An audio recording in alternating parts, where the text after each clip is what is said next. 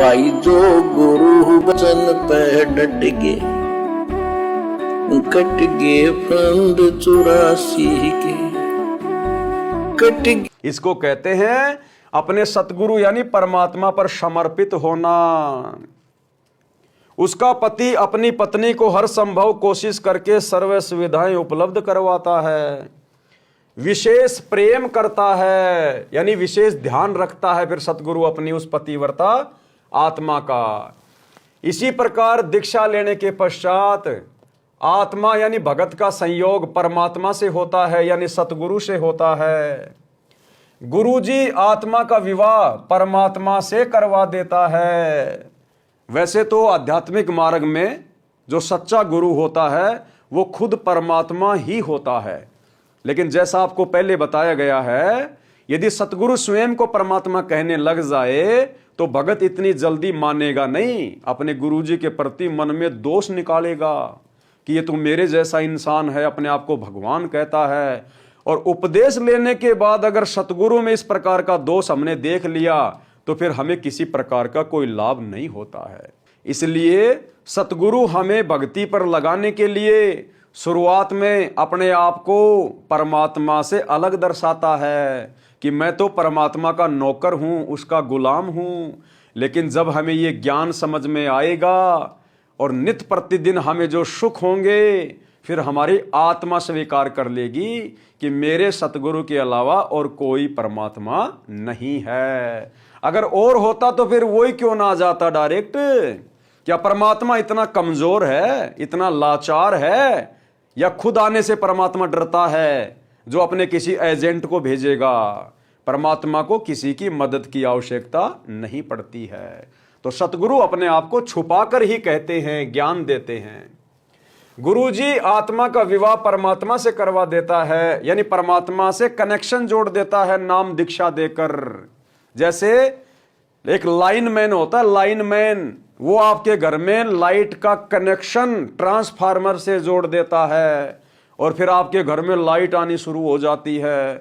आपके पंखे भी चलते हैं, लाइट भी जलती है, मिक्सी भी चलती है, आप जी आटा भी पीस लेते हैं। क्यों?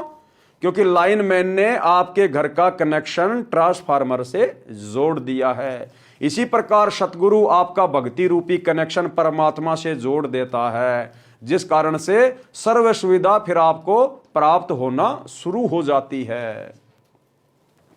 यदि वह मानव शरीरधारी आत्मा यानी भगत अपने पति परमेश्वर के प्रति यानी सतगुरु के प्रति पतिव्रता की तरह समर्पित रहती है, यानी पूर्ण परमात्मा के अतिरिक्त अन्य किसी देवी देवता से मनोकामना की पूर्ति नहीं चाहती है, सतगुरु से उपदेश लेने के बाद यदि अन्य किसी भी देवी देवता से कोई इच्छा, कोई डिमांड नहीं करती है, किसी के दबाव देने से, किसी के डराने से, धमकाने से, किसी भी मंदिर में, मस्जिद में, तीर्थ धाम पर पूजा पाठ के लिए नहीं जाती है, तो ऐसी आत्मा के लिए फिर परमात्मा क्या करता है?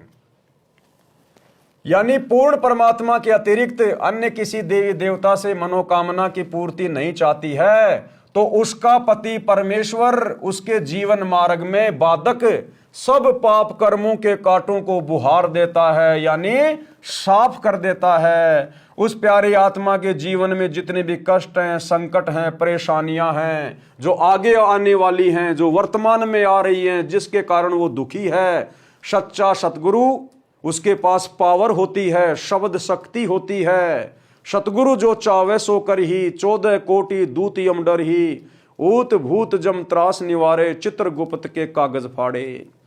यानी उस भगत आत्मा के भाग्य में यदि संकट है, परेशानी है, तो परमात्मा चित्रगुप्त के कागजों को फाड़ देता है जहां पर उस भगत का भाग्य लिखा होता है, और नए सिरे से अपने भगत का भाग्य लिख देता है, दुखों को सुखों में परिवर्तित कर देता है। इतना सक्षम होता है सच्चा सतगुरु। उस आत्मा की जीने की राह सुगम व बाधा रहित हो जाती है, यानी उस भगत के सारे झंझट समाप्त हो जाते हैं, उसको मंजिल सरलता से मिल जाती है, यानी उसको जीने की राह मिल जाती है, एक उम्मीद मिल जाती है।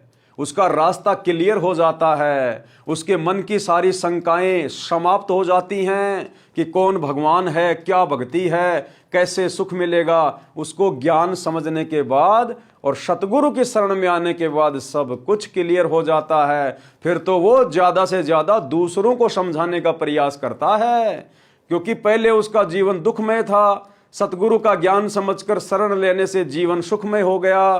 फिर वो अपने रिश्तेदारों को, यार दोस्तों को, जो उन्हीं परंपराओं में उलझे हुए हैं, रीति रिवाजों में, देवी देवताओं की भक्ति में, वो फिर उनको भी सुलझाने का प्रयास करता है।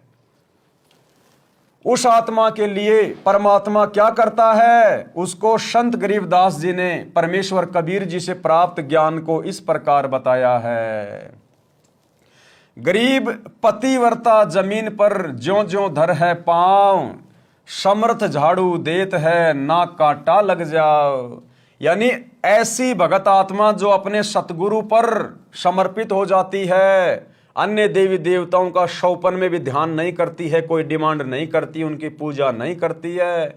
और वो आत्मा, वो भगत स्त्री या पुरुष जब अपने जीवन रूपी सफर में अपने पांव रखता है, यानी वो आगे बढ़ता है, तो समर्थ यानी सतगुरुदेव भगवान अपने उस भगत के उस सफर में झाड़ू देता हुआ चलता है, उसके जीवन की बाधाओं को आगे आगे साफ करता हुआ, टालता हुआ चलता है कि कहीं मेरी प्यारी आत्मा के पैर में, यानी इसके भाग्य में, इसके जीवन में कोई कांटा ना लग जाए, कोई संकट ना आ जाए।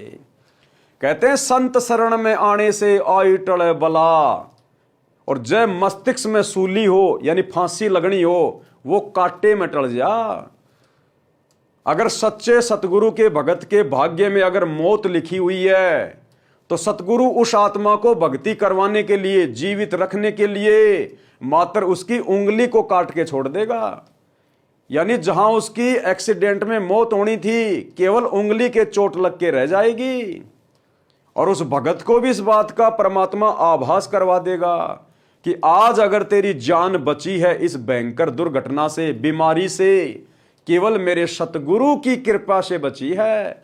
और उसका विश्वास भक्ति में और अधिक। जो गुरु बचन पे डट के, कट गे फंद 84 के, कट गे फंद 84 के, कट गे फंद 84 के।